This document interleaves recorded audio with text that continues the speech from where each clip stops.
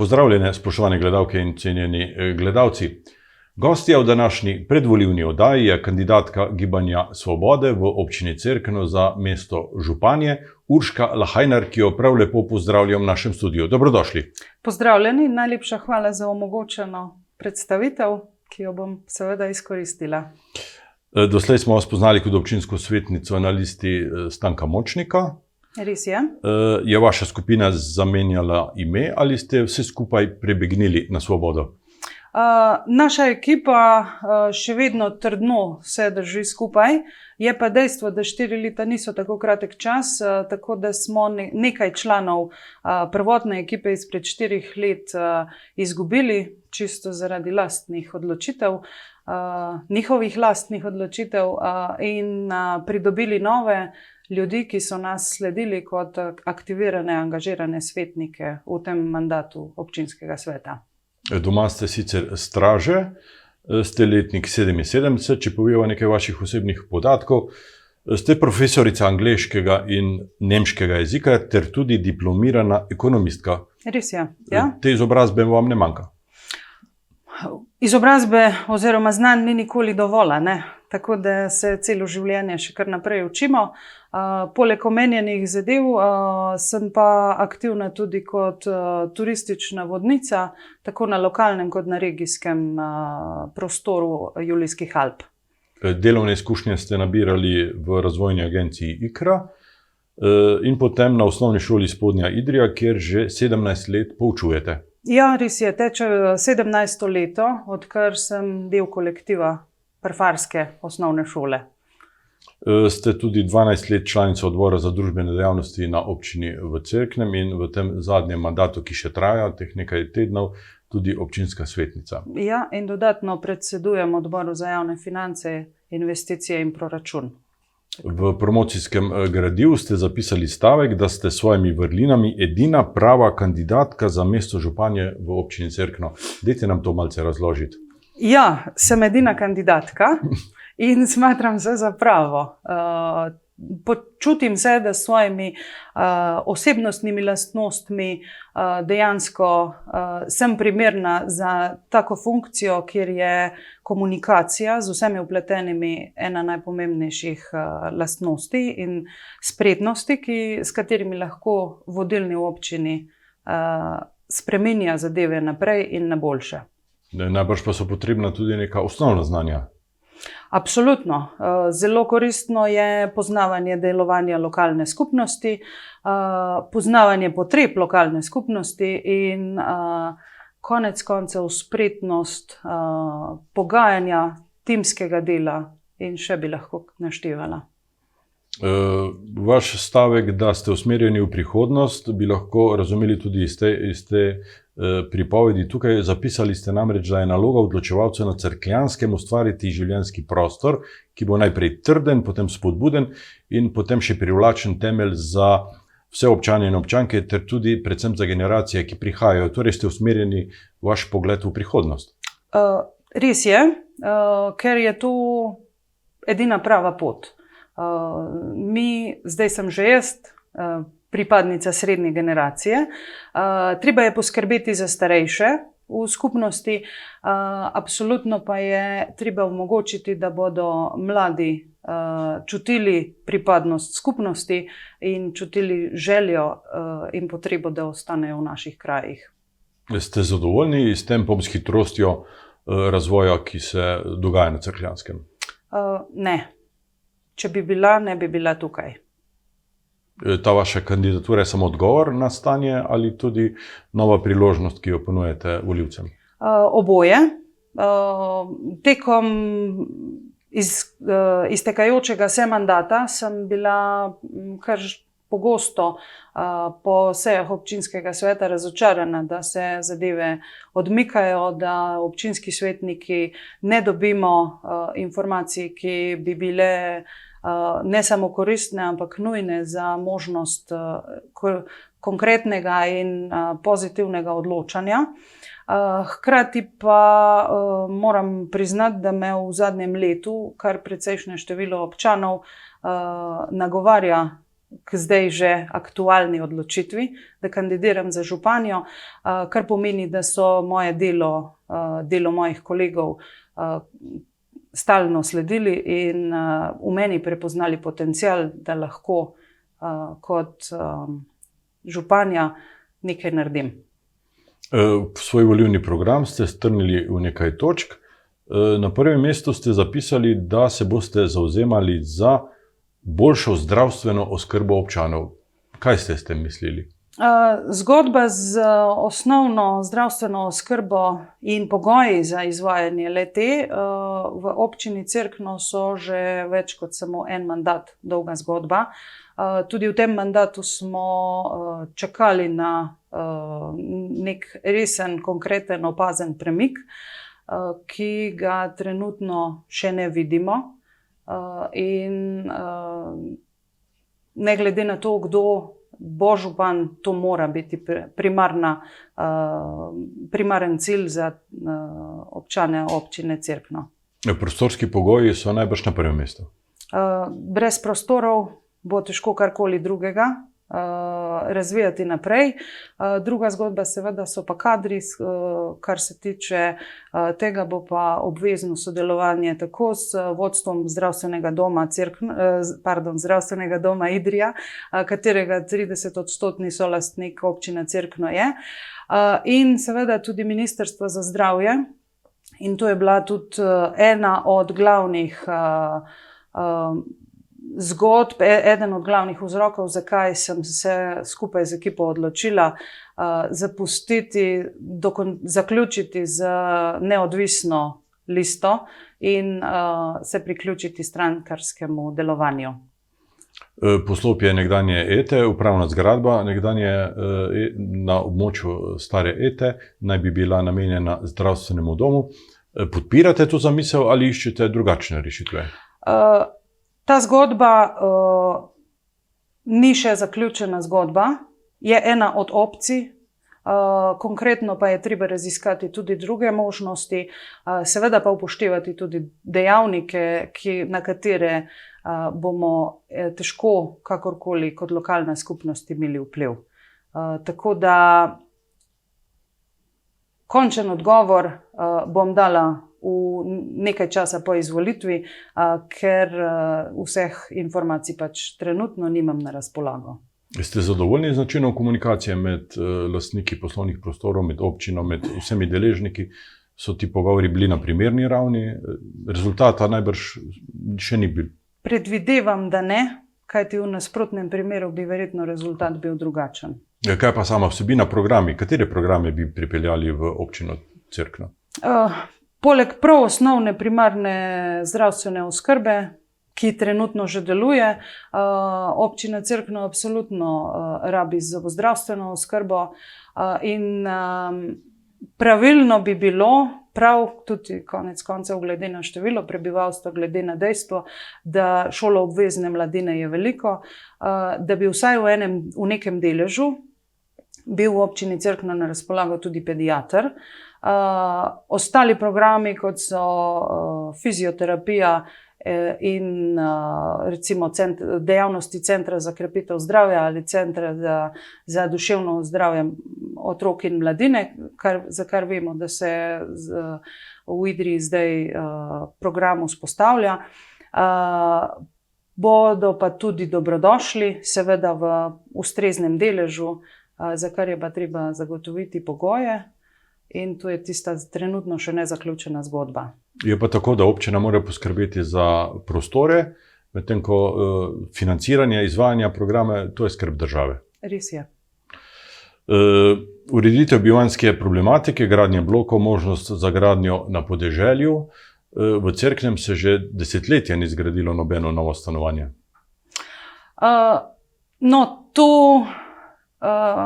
Mogoče ni čisto res. Novogradnje stanovanjskih hiš, nekatere so tudi v zadnjem času čeprav zelo, zelo redke. Vemo, da se še vedno čaka na potrditev občinskih prostorskih načrtov in vemo tudi to, da so se nekateri posamezniki že poslužili lastne iniciative, da so preko lokacijskih preveritev urejali svojo stanovanjsko problematiko, predvsem v okolici Cerknega. Seveda, novogradnja stanovanj v samem Cerknem je pomembna zgodba. Če ne bo na voljo stanovanj, potem ne bo možnosti za naselitev, pa ne bodo to domačini ali pa strokovnjaki, ki bi se lahko v Cerkno priselili in pomagali graditi uspešne gospodarske zgodbe. Še vedno pa obstaja tudi možnost zasebnih investicij, tudi v večstanovanjske objekte, pri čemer je pa prav, da občina pristavi svojo pomoč, zato da se ljudem, prebivalstvu, ponudi ta možnost. Kako gledate na zgodbo o stanovanjski zadrugi, ki naj bi gradila na območju nekdanje policije? Ta projekt je bojda v krču. Kolikor imam informacij, je stanovanjska zadruga trenutno v mirovanju zaradi članov, ki so bili prvotno zainteresirani, pa seveda v življenju se marsikaj, sploh v časih, kot smo jih preživeli v zadnjih letih, spremeni. Po prvotnem skepticizmu, ki sem ga na seji občinskega sveta tudi javno izrazila, sem srčno upala, da bo projekt izveden, da bo to možno speljati do konca in zdaj bo treba naprej iskati rešitve, kaj in kako. Bomo videli. Držim pesti, da bodo ljudje lahko stanovanja dobili. S perečo problematiko se soočate tudi na področju otroškega varstva. Poslopje vrtca v Cerknem je že kar staro in dotrajano. Kje vidite možnosti za gradnjo novega objekta? K sreči je tudi konec koncev na pobudo naše svetniške skupine, ki smo jo podali v obliki amandmaja, čeprav časovno takrat neustrezno, je sedanje vodstvo občine naš predlog očitno sprejelo res kot nujnega, kot dobrodošlega. Prišlo je do nakupa nepremičnin, parcel v samem območju za objektom osnovne šole Cerkno. To zelo toplo pozdravljam, kajti zdaj se je dejansko pridobilo prostor, na katerem bo s strokovnimi stališči, s strokovnimi načrti možno zasnovati celoten šolski prostor. Govorimo seveda, mora biti prvotni cilj ustanovitev in izgradnja vrtca, čeprav tu zna biti projekt zahtevnejši kot za en mandat, konec koncev gre za izjemno visoko investicijo. Potem pa seveda še površine za športno dejavnost, tako zunanje kot notranje, in še bi se kaj našlo. Prostor pa je. Prostor je, čeprav vrtec bi v Cerknem skoraj že imeli. Gradbeno dovoljenje je občina imela in bojda tudi denar. Tudi to je pa res. Se je zalomilo. Ja. Stališča, ki so jih zagovarjali predhodniki, so bila zelo različna in dejstvo je, novogradnja vrtca trenutno ni, zdaj bi bil lahko star že okrog 10 let, je pa treba na tem delati in ker je prostor na razpolago, se bo lahko tudi načrte urejalo. Še vedno pa je treba tudi kratkoročno poiskati rešitev, kako poskrbeti za otroke, ki zaradi trenutnih omejitev prostorskih nimajo zagotovljenega predšolskega varstva. Govorimo o 11. oddelku. 11. oddelek. Kako pa gledate na dejstvo, da kraj in občina nimata primerne kulturne dvorane? Tudi tu je ena od Tudi športne dvorane. Ja, tudi tu je ena od žalostnih zgodb. Prostorov po samem središču Cerkna je več, so pa majhni oziroma na eden ali drug način neustrezni za pogoje, pa ne bo to kulturna dejavnost ali pa športna. Jaz bom tako rekla, brez nekih konkretnejših projektov oziroma idejnih zasnov, si predstavljam, da bi Cerknu še kako koristila dvorana, kot jo imajo v Idriji za gimnazijo. Nekaj, kar je lahko tako športno kot kulturno. Boste kot županja, če boste izvoljeni, to vzeli kot prednostno nalogo? Kot sem že rekla, finančno je občinski proračun zelo omejen. Je dejstvo, da občina ni zelo zadolžena, kar nam omogoča, seveda ob konsenzu z člani občinskega sveta, da bi se za določene vsebine tudi zadolžili. Ne more pa žal biti vse v enem mandatu in ne more. Imamo to zdravstveno oskrbo in predšolsko vzgojo na višjih položajih prioritet kot tole. Se pa da z nekimi načrti vsaj prostorsko zasnovati zadevo vzporedno, kar se tiče šolskega prostora, govorim. Občina ima kar nekaj problemov tudi na področju komunale, na področju čiščenja in zbiranja odpadnih voda, čistilnih naprav. Kaj boste na tem področju naredili? Rok za vzpostavitev sistemov za čiščenje in upravljanje z odpadnimi vodami se približuje. Vemo, da se je že zamaknil, lahko da se bo zamaknil še v prihodnost. Ne more pa to biti izgovor, da se s tem področjem občinska uprava ne bi spopadla in iskala rešitev, kako finančno vzdržno in tehnično primerno zadeve reševati po podeželju. Ali bomo to reševali v obliki subvencij na enega ali na en ali na drug način, samih subvencij občanom, ali bo dejansko možno v kateri od vas si tudi zgraditi malo pa čistilno napravo za cel ali vsaj za večino naselja, bodo pokazali izračuni. Treba pa je delati tudi na cerkljanski čistilni napravi. O tem smo na zadnji seji občinskega sveta tudi razpravljali in na tem bo treba delati. Pa vendar vsi ti projekti terjajo veliko denarja, občinski proračun pa je relativno skromen. Kje je dobiti denar za vse to? V trenutnih dogovorih, kar smo jih v zadnjih tednih, tudi z osebjem stranke in stiki, kar smo jih navezali tudi s predstavniki ministrstev, konec koncev se dogovarjamo tudi za obiske ministrov z najbolj perečih vsebinskih področij na Cerkljanskem. Je treba poudariti, da razpisi so oziroma so v pripravi, da bodo objavljeni in pomoč strani stranke in pristojnih ministrskih ekip, tako na področju, na nivoju direkcij in direktoratov, nam je ponujena in zagotovljena. Tako da računamo na razne možnosti prijav na razpise, s katerimi se bo potem lahko sofinanciralo te velike, finančno zahtevne projekte.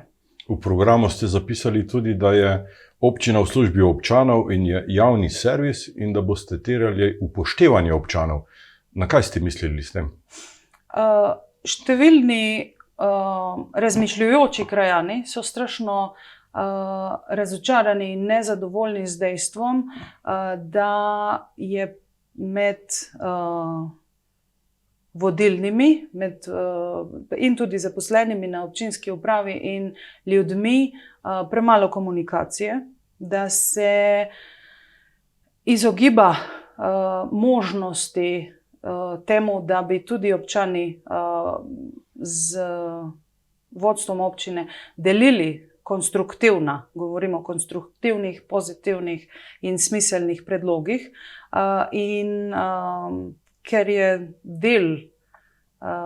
glavni del mojih vlog, ki jih v življenju opravljam, pa ne bo to učiteljska ali pa vodniška, dejansko komunikacija imam na tem področju namen narediti preboj naprej.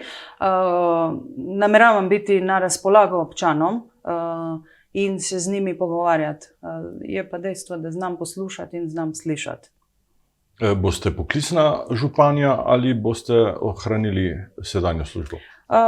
Sedanja služba mi je v veselje, rada jo opravljam, je pa dejstvo, da dve taki zahtevni vlogi je pa ne glede na obilje energije, s katero razpolagam, prevelik zalogaj. Zato, ko bom oziroma če bom izvoljena, bom prevzela poklicno, profesionalno funkcijo županje. O podžupanjih in drugih uslužbencih in funkcijah najbrž ta trenutek še ne razmišljate? Razmišljam, ampak zadeva, dokler ne bodo volitve mimo in dokler ne bom izvoljena, še ni v taki fazi, da bi o tem kakorkoli govorili. Razmišljam pa o tem, da določena področja zahtevajo angažiranega poznavalca področij, ker časi Leonardo da Vincija, ko se je en človek lahko zelo kvalitetno razumel in spoznal na vsa področja življenja, so pač pred stoletji minila. Tako. V teh tednih hodite po terenu, obiskujete krajevne skupnosti, srečujete se z volivci, z občani. Kaj pravijo? Kakšno je vzdušje na terenu? Naletimo na zelo različne odzive, med katerimi pa ni negativnih. Nekaj je skepse, konec koncev sem le ženska. Sicer pa me številni ljudje poznajo, očitno mi tudi sledijo mojemu delovanju. In ko predstavimo svoje stališče programa, ki se ne more prav zelo razlikovati od programa drugih kandidatov, ker živimo vsi v istem okolju, ki ima probleme, ki jih moramo videti. In ob dejstvu, da za mano stoji stranka, ki vodi vlado, ki pokriva trenutno 11 ministrstev, na katerih se mi že, pa čeprav smo še čisto na začetku poti, odpirajo vrata do samih ministrov, konec koncev tudi do predsednika vlade, če bi bilo to potrebno, so potem odzivi pozitivni, pa očitno tudi s svojo energijo in svojo odločnostjo naredim dober vtis. Ta odprta vrata do vlade, do državnega proračuna, do razpisov so za tako majhno občino najbrž pomembne. Bi rekla, da so kar eno najpomembnejših argumentov, zakaj se splača